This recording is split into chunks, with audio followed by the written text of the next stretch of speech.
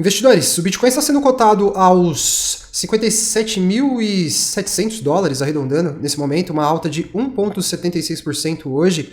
O Bitcoin que teve uma queda, se a gente considerar aquele topo de março, lá dos 73 mil dólares, até esse fundinho aqui do dia 5 de julho, tivemos uma queda de 27%, por enquanto a maior queda do ciclo, né? Então, se a gente levar em consideração esse movimento aqui, a gente já teve aí o momento mais bearish do Bitcoin durante esse ciclo que ele iniciou lá naquele fundo que ele formou em novembro de 2022, né?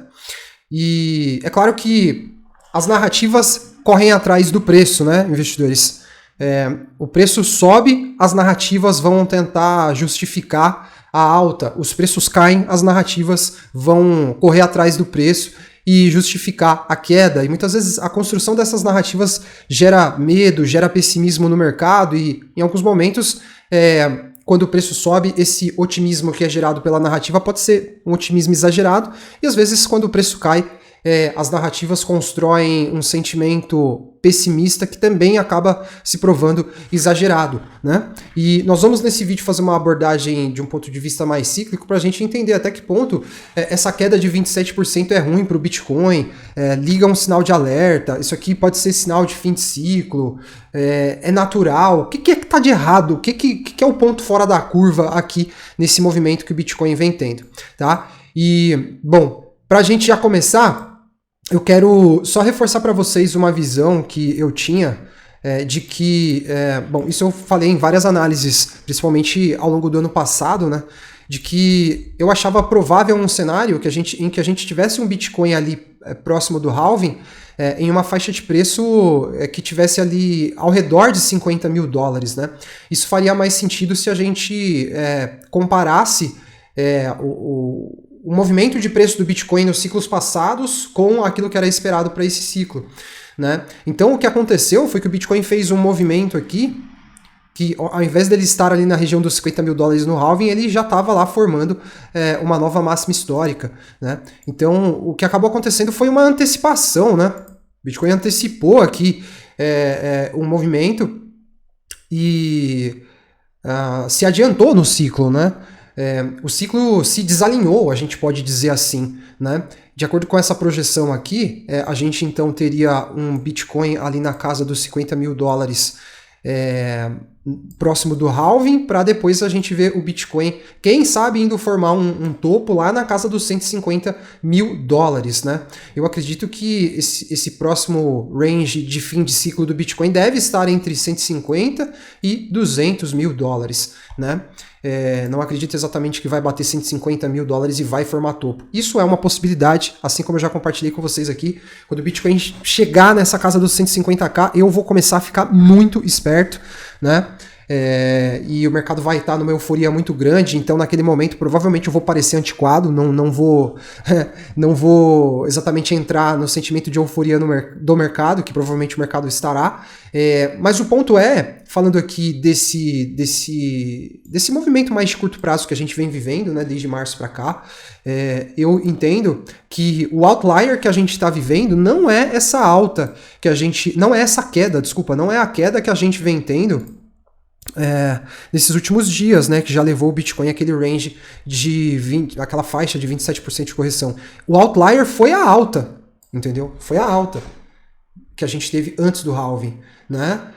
A gente teve o lançamento dos ETFs e o mercado entrou em um estado de excitação muito grande, porque um capital inaugural dos ETFs fez com que o preço do Bitcoin desse uma escalada, o Bitcoin entrou numa frequência de alta muito forte, e aí ali por volta de março, mais ou menos, quando a gente estava mais ou menos nesse ponto aqui, a gente até exercitou muito aqui no canal, né? Pô, será que o ciclo está se desalinhando? Será que a gente vai ter um ciclo antecipado? Porque para o ciclo se realinhar, a gente precisa ver um arrefecimento nesse movimento. E foi o que aconteceu, né, investidores? O Bitcoin não teve força para romper aquele topo, o Bitcoin não se consolidou acima do topo do ciclo passado e iniciou um movimento de queda que, como a gente viu aqui, já representa aí a maior queda do ciclo até então.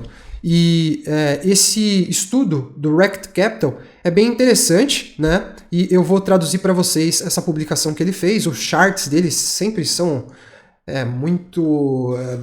tem muitas ilustrações, e aí para você entender você tem que prestar bastante atenção nas leituras que ele faz aqui, mas eu vou dar um foco maior nisso aqui, ó, no que ele disse, tá? Então, vamos lá. No ciclo de 2015 a 2017, o Bitcoin formou um topo 518 dias depois do halving, certo? Então ele está falando desse topo aqui, que foi 518 dias depois desse halving aqui. No ciclo de 19 a 21, o Bitcoin formou um topo 546 dias depois do halving, ou seja, esse topo aqui foi 546 dias depois do halving que aconteceu, dessa linha azul aqui. Se a história se repetir e no próximo bull market, ou no próximo topo de bull market, se ele ocorrer entre 518 e 546 dias depois do halving, isso quer dizer que o Bitcoin poderia, então, estar formando este topo de ciclo lá entre, mais ou menos, metade de setembro e metade de outubro de 2025. Setembro de 2025 ou outubro de 2025, né? São essas duas linhas vermelhas aqui, né? Mais cedo nesse ano, o Bitcoin acelerou o ciclo baseado no halving em 266 dias, em função dessa alta que a gente está falando aqui, que foi o outlier. O outlier do momento não é a queda, e sim a alta que precedeu essa queda. A queda, na minha interpretação, hoje, na leitura que eu estou fazendo do mercado hoje, só coloca o mercado dentro de patamares de preço e também encaixa o ciclo dentro de um horizonte temporal muito mais próximo de onde ele deveria estar, né? Deveria daquele jeito. O mercado não tem regra, ele não tem lei nenhuma para respeitar, mas se compararmos com os ciclos anteriores, faria mais sentido, então, os preços realmente estarem nos patamares atuais, né? Atualmente, contudo, graças a esse período de 3 meses de consolidação, que é esse range que a gente vem vivendo aí de negociações de preço entre 73 e 53 mil dólares, que se iniciou em março, né?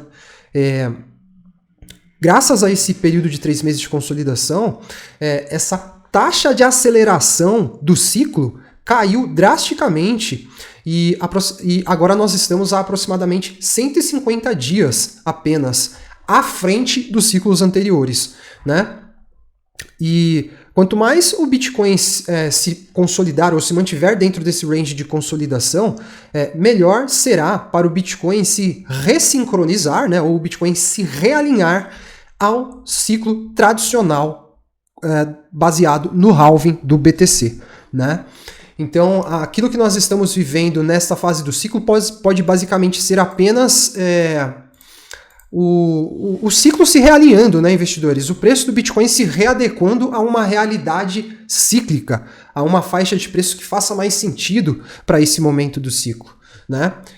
Eu realmente acredito que com esse realinhamento, a tendência será de que a gente veja uma aceleração no Bitcoin e, consequentemente, no mercado, mais lá para o fim do ano, né? Para o último trimestre do ano. Então, a gente já começa a fazer uma leitura de que este trimestre que a gente iniciou, né, o terceiro trimestre do ano, não deverá ser um trimestre de grandes expectativas, né? Então, era mais ou menos nesse ponto que eu queria chegar. Talvez a gente passe aqui por mais um período de 3 meses de consolidação, só que, como eu falo para vocês, as criptos têm ranges de consolidação amplos, porque elas são voláteis. Veja, o Bitcoin poderia tranquilamente passar esses 3 meses consolidando entre ranges ali que giram em torno de 53, pode até ser 50 mil dólares, alguma agulhadinha para baixo disso, 60 mil dólares, 65 mil dólares. O Bitcoin poderia ter o seu preço variando, né, dentro dessas faixas aí durante esse próximo trimestre do ano, e ainda assim seria algo absolutamente normal e natural quando a gente tem uma visão cíclica. Tá? A gente acompanha muitas opiniões de investidores que estão começando no mercado tal, e grande parte dessas opiniões e visões pessimistas não levam em consideração essa figura mais ampla, né? O ciclo de desenvolvimento do preço do Bitcoin. O cara olha o preço caindo, investidores. Ele vê que caiu de março para cá e que caiu forte e que altcoins caíram 60%, 70%, 80%, e ele fala, cara, ferrou. vamos correr todo mundo para as colinas porque o ciclo acabou, tem alguma coisa estranha, vai ter recessão, ele começa a nadar na lama do pessimismo e aí eu não sou salva-vidas, eu sou um investidor, um profissional do mercado financeiro, tá? Eu não tô aqui para salvar a vida de ninguém. E no mercado financeiro, em muitos momentos, a gente tem aquele salve-se quem puder. Então, esses caras, eles vão ter que aprender um pouco mais sobre o ciclo para que eles possam se salvar e conseguir algum resultado. Senão, eles vão voltar lá na frente pagando mais caro, né? E esse outro estudo traz para a gente Na verdade, isso é um indicador, não é um estudo, né? Ele traz pra gente essa linha aqui, ó. Você tá vendo essa linha aqui? Isso aqui é basicamente o desempenho médio do Bitcoin considerando os ciclos de 2012, 16 e 20, ou seja, isso aqui é basicamente uma média da movimentação do preço, é a direção média que os preços tiveram a partir do ponto aqui que a gente tem o halving, tá vendo? Então a gente tem aqui um período pré-halving e um período pós-halving, né? E como a gente pode ver aqui, o preço do Bitcoin, ele vem acompanhando, né? Ele vem acompanhando esta média, né, dos ciclos passados, ó. A gente tá vivendo aqui o ciclo que é a linha amarela aqui, ó, tá vendo? Essa linha amarela aqui. Então a gente não tá muito distante, a gente consegue ver que o preço do Bitcoin nesse ciclo, ele tá acompanhando um movimento cíclico quando a gente comparar as médias, e uma conclusão muito importante que a gente tem é que ele está seguindo o movimento ascendente dos ciclos passados. Vocês estão vendo aqui? É um movimento ascendente que está acontecendo. Então, independente das variações de preço, das correções e das quedas, que não são uma novidade, não é a primeira vez que o Bitcoin cai 27%, não será a última vez, tá? Essa queda é uma novidade para muita gente, mas não para o Bitcoin e para quem está no mercado há mais tempo. E não é a primeira vez, vai voltar a acontecer, teremos quedas ainda mais fortes no preço. Quer dizer então que a gente vai encerrar a queda nos 27%? Pode ser até que não, pode ser que a gente precise ainda, né, seguir consolidando ali o preço do Bitcoin com níveis de teste e validação, né, de interesse comprador em níveis de preço ainda mais abaixo. Também não quer dizer que isso vai acontecer, mas a realidade é que tá tudo em aberto, mas independente do que acontecer, a gente observa que o movimento dos preços ele é ascendente, né? A tendência geral dos preços é ascendente. Inclusive, nesse momento, o Bitcoin encontra-se abaixo dessa banda de desvio padrão. Se a gente olhar, a gente tem umas colorações aqui, ó, tá vendo? Uma coloração verde escuro, uma coloração verde claro, acima, né, da média, do movimento médio do preço do Bitcoin nos ciclos. Depois a gente tem também aqui abaixo, ó, uma faixa mais escura. E esses são os desvios padrão, levando em consideração essa movimentação aqui, ó. Os desvios padrão, sendo que, segundo o racional desse indicador, quando a gente está dentro dessa zona verde aqui, mais escura, a gente pode estar vivendo um período de excitação muito grande, que pode preceder algumas correções no mercado, e quando a gente tem esses períodos em que o preço está aqui dentro dessa banda de desvio padrão inferior, isso representa bons momentos para estar se expondo, né, comprando Bitcoin. E quando a gente olha aqui o histórico, isso realmente faz sentido. Olha só, aqui, quando ele estava dentro dessa zona mais verde escura, foi um bom momento, aqui também, ó, aqui também, né? Durante todos esses momentos corretivos, a gente observa, então, essa janela de oportunidades se abrindo, né? Então, quando a gente olha de uma perspectiva cíclica, investidores, tá tudo tranquilo aqui, tá tudo normal com o desenvolvimento do Bitcoin. E, enfim, eu estava até vendo um vídeo do Bruno Perini falando sobre o Bitcoin, ele fez uma citação de um filósofo lá, não sei se era Sêneca, nem lembro agora, mas ele até diz de uma maneira muito inteligente que o homem sábio, ele não tenta lutar contra a natureza, né? E a natureza do Bitcoin é isso aqui, cara. É isso aqui, ó. É fazer isso aqui, é ir se movimentando. E como vocês podem ver, a gente não tem só upsides, a gente tem quedas. Ó, queda, até a gente chegar lá no topão. Então, você não pode lutar contra a natureza do ativo que você está investido ali. Você tem que entender a natureza dele e esse entendimento vai ser aquilo que vai fortalecer ali a a sua tese para que você tenha psicológico e convicção suficiente para passar por esses momentos de dúvidas e incertezas, como nós estamos vivendo nesse momento, né? E falando de uma dinâmica aqui já mais de curto prazo, mas que não deixa de ser importante para a gente, investidores, olha só, o Jerome Powell fez um pronunciamento lá nos Estados Unidos em um comitê nesta manhã, e ele disse que os dados não suportam uma confiança maior de que a inflação permite que o Federal Reserve possa cortar juros, né? Não estou fazendo aqui uma tradução literal, mas é essa a mensagem que está sendo passada, né? Isso está indicando que o Federal Reserve continua cauteloso, né? E ele quer mais dados antes de considerar qualquer tipo de alteração na atual política monetária.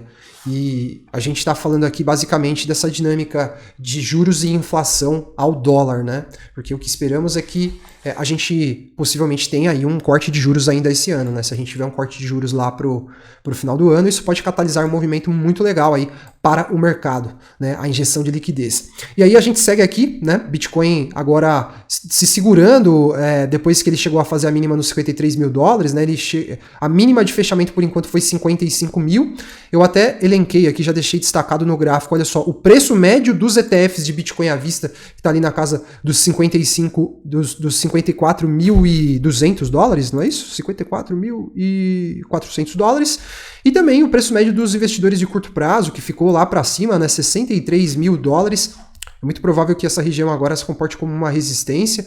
Eu deixei essa outra linha destacada porque ela também pode representar aqui uma zona de defesa para o preço, caso o Bitcoin faça mais um mergulho aqui. Eu estou acreditando que a gente pode ter um cenário aqui de consolidação agora, aí nesses próximos dias, quem sabe, o Bitcoin consolidar aqui, o mercado dá uma digerida na queda, né, e consolidar aqui por alguns dias, quem sabe, para aí sim ele tomar uma nova direção. Ou fazer um movimento de recuperação para quem sabe testar 60 a 61 mil dólares, ou então voltar a se projetar para baixo e, enfim, liquidar mais apostadores de alta, de repente a gente vê o Bitcoin se aproximando ali dessa faixa dos 50 mil dólares. Essa é uma possibilidade, não quer dizer exatamente que eu acredito nisso. Acho que eu estou num momento muito neutro agora, viu, investidores? Eu quero só ver o que vai acontecer, mas nesse momento eu estou achando que a gente pode ter aqui uma consolidação dentro desse range, desse quadradinho aqui, para depois a gente ver um movimento um pouco mais...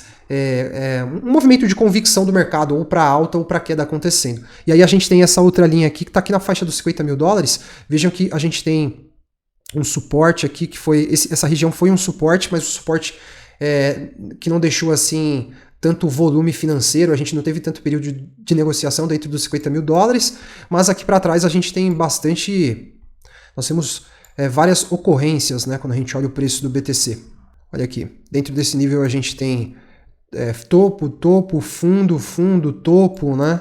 Então, região dos 50 mil dólares, também com vários movimentos ali de topos e fundos, mostrando para a gente que poderá haver uma defesa bem importante caso o Bitcoin chegue nestes níveis, né? Bitcoin que nesse momento encontra-se abaixo de praticamente todas as principais médias que a gente acompanha, né? Olha só, a média de 200, a média de 100 também, a média de 50, olha lá, elas estão aparecendo, tá vendo? Então esse monte de linha aqui são os preços médios do Bitcoin, por enquanto se encontra abaixo de todos eles, o que naturalmente leva o mercado a um sentimento bearish, mas que representa uma boa oportunidade, uma vez que a gente ainda vai nesse ciclo vivenciar Bitcoin lá acima dos 50 mil dólares, né? Então já pensou Bitcoin a 150, Bitcoin acima de 150 mil dólares. Então imagina, Bitcoin aqui, se de repente ele toca os 50 mil dólares, é a oportunidade do cara fazer